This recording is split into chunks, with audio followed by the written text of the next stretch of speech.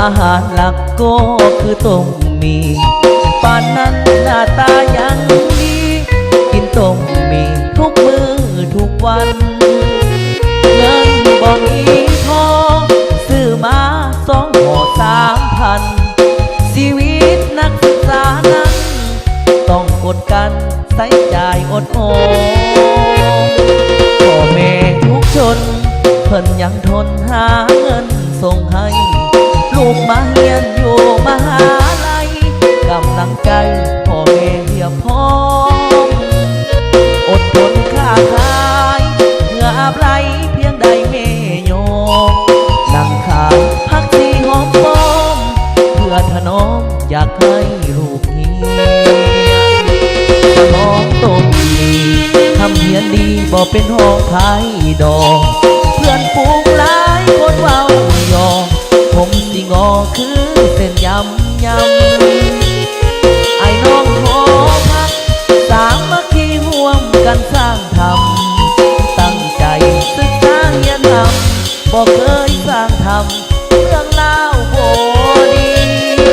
ชีวิตหอพักเป้าหมายหลักคือใบประกาศลูกอยู่มหาลัยแห่งชาติภูมิสถานเสริมสร้างคนดีจะเดินตามฝันให้แม่นั้นภูมิใจลูกนี้เรียนจบปริญญาตรีจะหาเงินค่ามีไปส่งแม่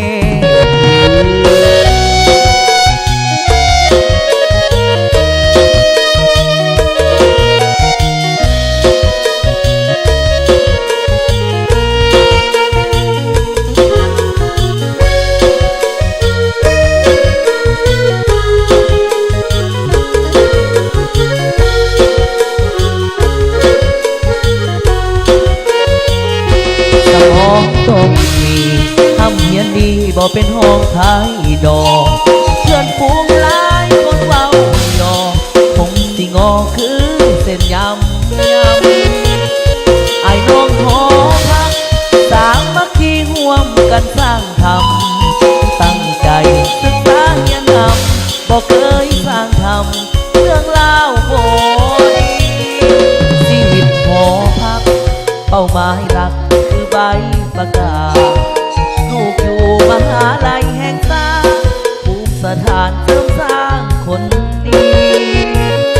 จะเดินตามฝันให้แม่นั้นภูมิใจลูกนี้เรียนจบปริญญาตรีจะหาเงินค่ามีไปส่งแม่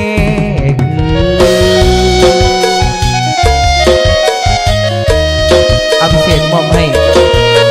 ไอ้น้องที่ว่าอยู่ทางหอพักเด้อพระสุขทุกคนจากใจจริงทั้งเบาจิ๋วมอบให้